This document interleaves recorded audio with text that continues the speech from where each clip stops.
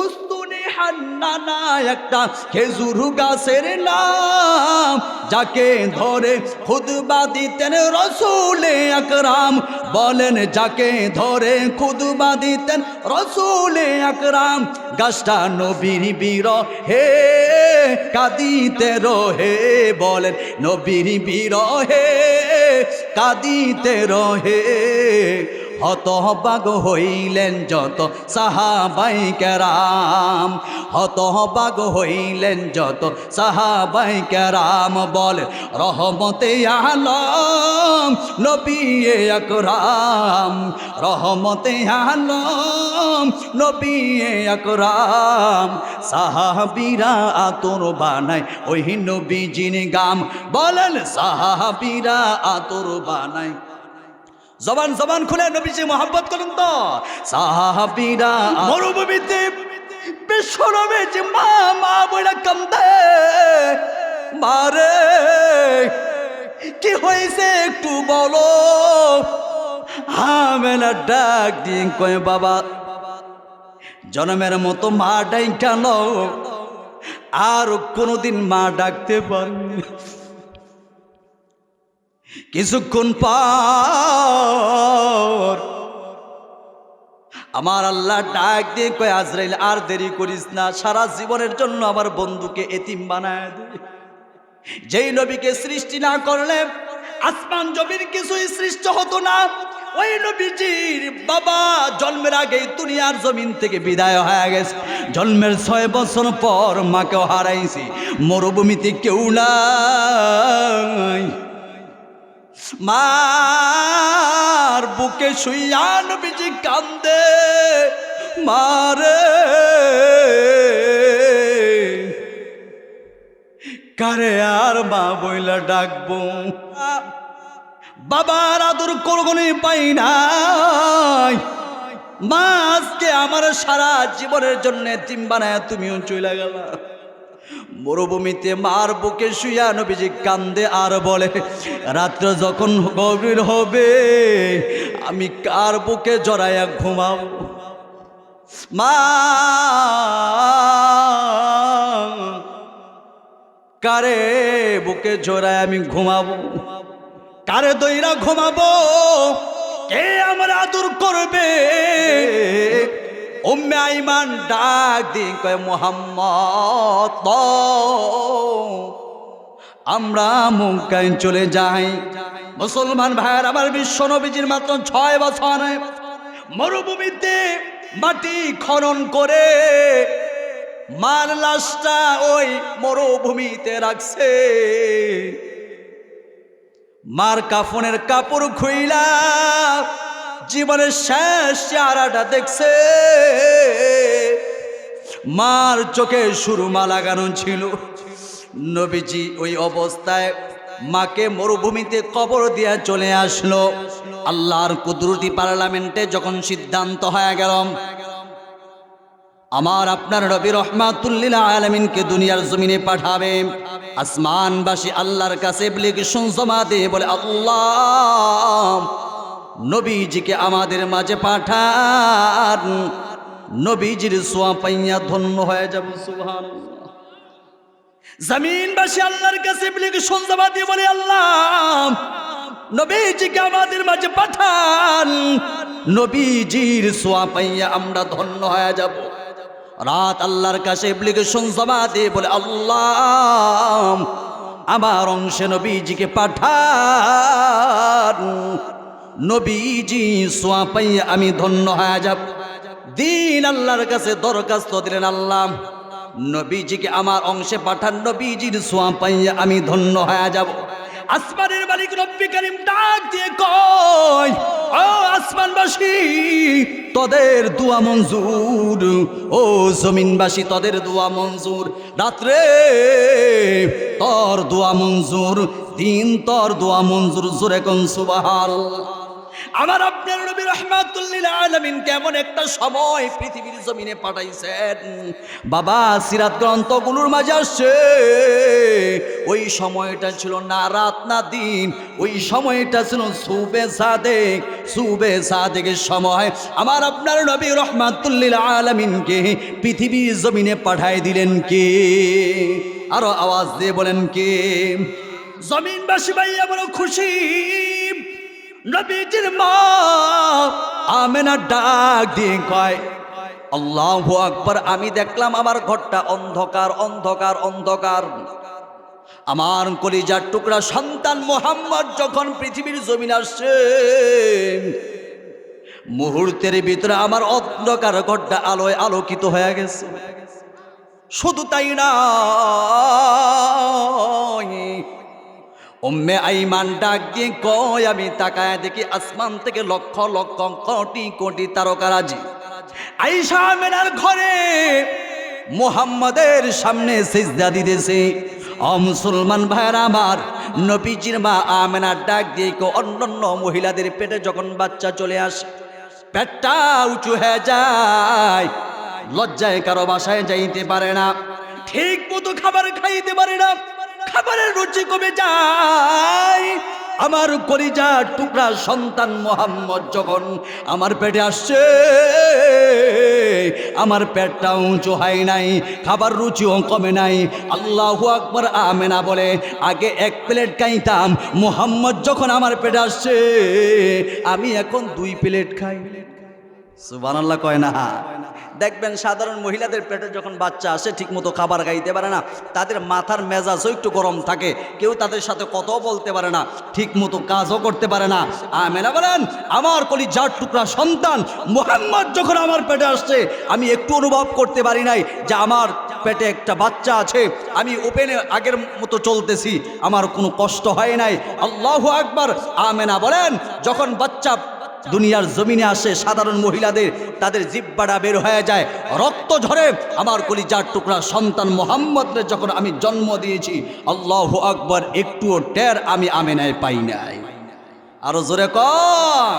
শুধু তাই নাই, আল্লাহু আকবার, আমার আপনার নবীর চেহারা কত মায়া।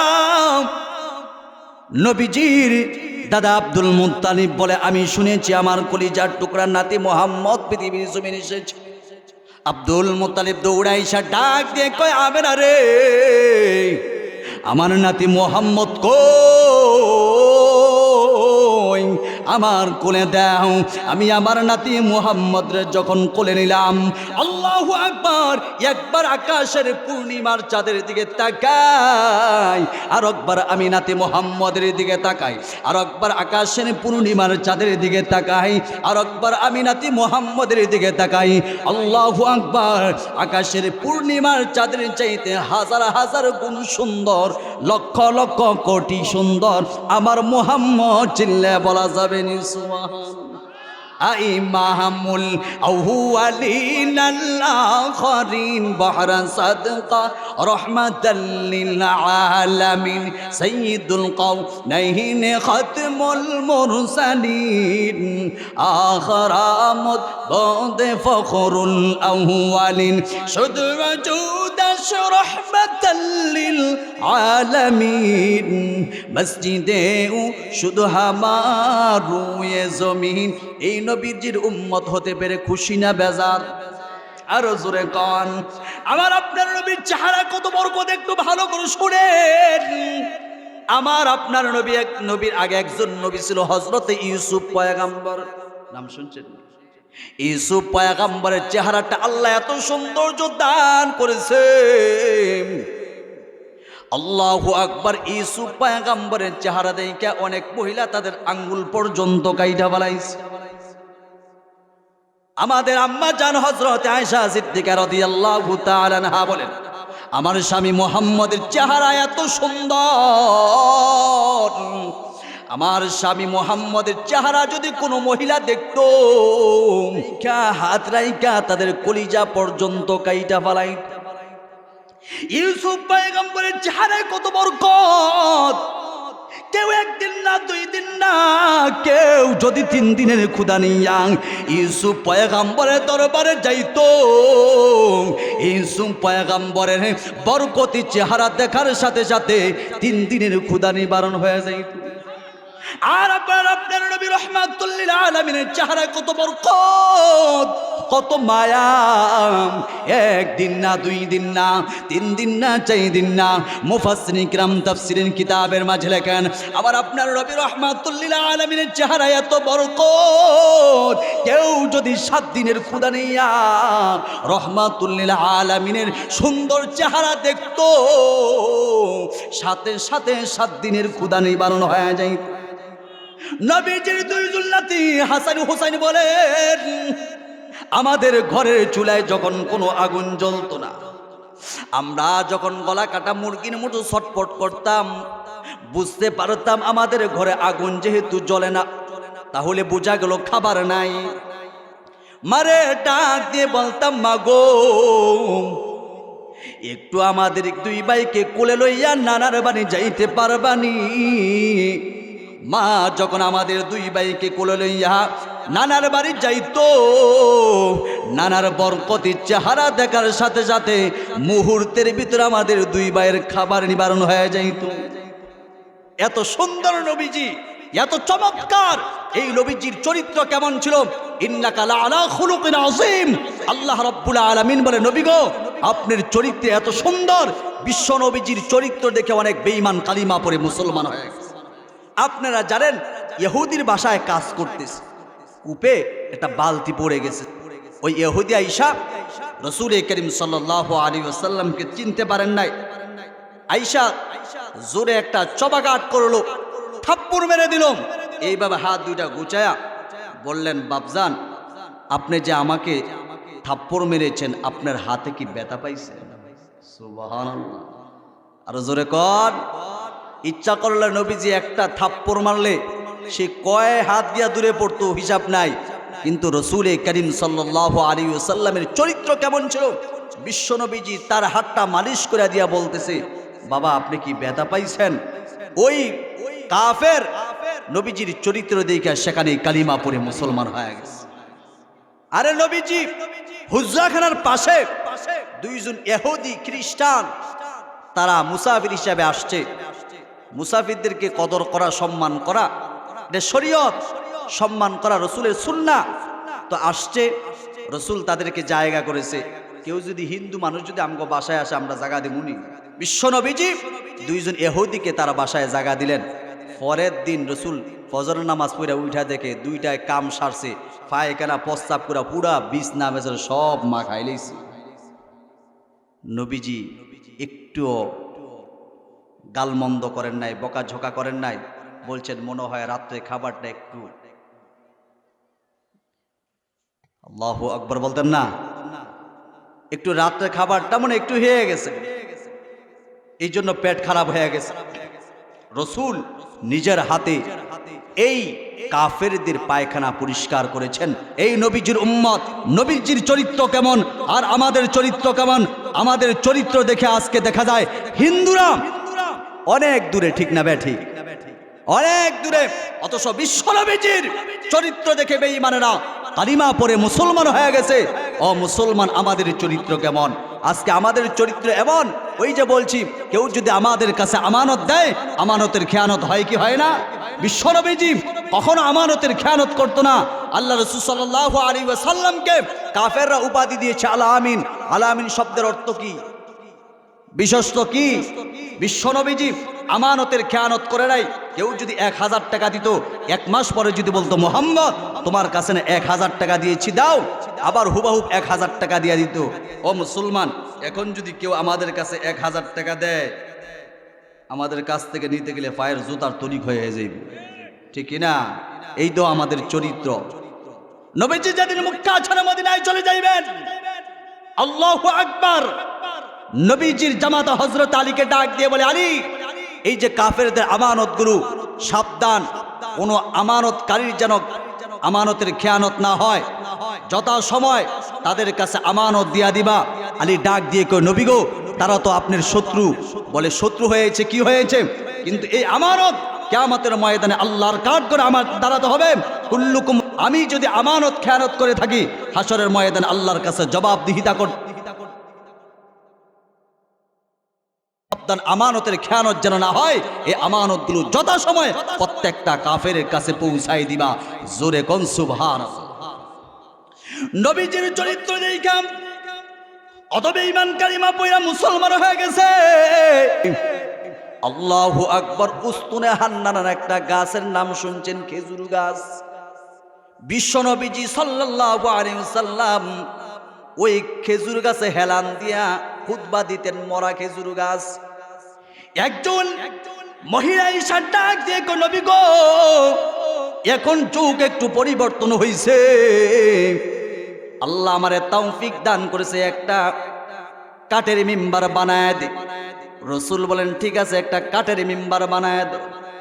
বিশ্ব নবীজি সাল্লাল্লাহু আলাইহি ওয়াসাল্লাম পরের জুমা থেকে ওই কাঠের মিম্বারে বৈশা খুতবা দেয়। নবীজি তাকায় দেখে পাশে থেকে ছোট্ট মাসুম বাচ্চাদের মতো কান্নার আওয়াজ আসতেছে। নবীজি ডানে তাকায় বামে তাকায়, কি ব্যাপার, কে কান্দে? নবীজি তাকায় দেখে খেজুর গাছ থেকে কান্নার আওয়াজ আসতেছে। এবার বিশ্ব নবীজি ডাক দিয়ে কয়, ও খেজুর গাছ কেন কান্দো? খেজুর গাছ ডাক দিয়ে কয়, নবী গো, এতদিন তো আপনি আমারে হেলান দিয়া খুতবা দিতেন, আজকে আপনার ভালো মিম্বার চলে আসছে, আমি খেজুর গাছকে ভুইলা যাইবেন? আজকের পর থেকে তো আর কোনোদিন আমি খেজুর গাছের কথা স্মরণ করে। নবী গো, আপনি যদি আমারে ভুইলা যান হাসরের ময়দানে আমার কি উপায় হবে? একটা খেজুর গাছ মানুষের মতো কান্না করে। নবীজি ডাক দিয়ে কয়, খেজুর গাছ রে, তুই যেহেতু আমার জন্য এত পাগল, আমার সাথে তুই জান্নাতি মেহমান হবি। জোরে কোন সুবহানাল্লাহ। উস্তুনে হান্নানা একটা খেজুর গাছের নাম, যাকে ধরে খুতবা দিতেন রাসূলে আকরাম। বলেন, যাকে ধরে খুতবা দিতেন রাসূলে আকরাম। গাছটা নবীর বিরহে কাঁদিতে রহে। বলেন, নবীর বিরহে কাঁদিতে রহে। হতবাগ হইলেন যত সাহাবাই কেরাম, হতবাগ হইলেন যত সাহাবাই কেরাম। বল, রহমতে আলম নবী আকরাম, রহমতে আলম নবী আকরাম। সাহাবীরা আতর বানায় ওই নবীজির গাম। বলেন, সাহাবীরা আতর বানায়। জবান জবান খুলে নবীজি মোহাব্বত করুন তো। সাহাবীরা আতর বানায় ওই নবীজির গাম।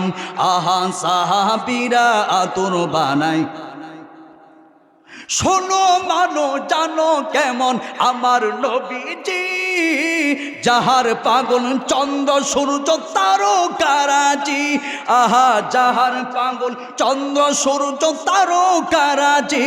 বাবা আরো শোনবানি সুন্দর কাহিনী, আরো শোনবানি সুন্দর কাহিনী। জান্নাতেরি রুমে রুমে লেখা নবীর নাম। আহা, জান্নাতেরি রুমে রুমে লেখা নবীর নাম। রহমতে আলম নবী আকরাম। বলেন, রহমতে আলম নবী আকরাম। সাহাবীরা আতর বানায় ওই নবীজির গাম। আহা, সাহাবীরা আতর বানায়। জবান খুলে বলেন, সাহাবীরা আতর বানায় ওই নবীজির গাম। মুসলমান ভাইয়ের আমার, সময় অনেক হয়ে গেছে, এখন দিলটা নরম কইরা দিবেন। আল্লাহর পয়গম্বরের জন্য দুনিয়া পাগল ছিল, গাছ পাগল ছিল, মাছ পাগল ছিল। রহমাতুল্লিল আলামিনের জন্মের আগে বাবা হারাইছে। আপনারা জানেন নবীজির আব্বা আব্দুল্লাহ খেজুর আনার জন্য যখন মদিনায় গেছে, সেখানে অসুস্থ হয়ে মারা যায়।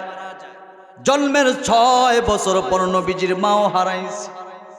বিশ্ব নবীজি বাবা হারাইয়া চোখের পানি ছাইরা কান্দে। নবীজি রহমাতুল লিল আলামিন মায়ার নবীজি বাইতুল্লাহর পাশে বৈশা বৈশা কান্দে। আমেনা পুরা ঘরের ভিতরে তালাশ করে মোহাম্মদের দেখা কোথাও পায় না। বালকদেরকে জিজ্ঞাসা করে, আমার মোহাম্মদ রে তোমরা দেখছো নি? বলে, তোমার মোহাম্মদ রে চিনি না, তবে একজন বালক দেখেছি। ওই বাইতুল্লাহর কিনারে বৈশা বৈশা বাবা বাবা কইরা কান্দে। আমেনা আর বুঝতে বাকি রইল না, দৌড়াইয়া বাইতুল্লাহর কিনারে চলে গেছে। ডাক দিয়ে কয়, মোহাম্মদ রে, পুরা ঘরের ভিতরে তালাশ করলাম বাবা, তোমার কোথাও পাই না, কেন কেন কেন কান্দ? এবার বিশ্বনবী ডাক দিয়ে কয়, মা, সন্ধ্যা গনিয়ে আসলে আমাদের বন্ধু বান্ধবের আব্বা আম্মা এসে তাদের নাকে মুখে চুমু দিয়া বাড়িতে নিয়ে যায়। মারে, আমার আব্বাই কই?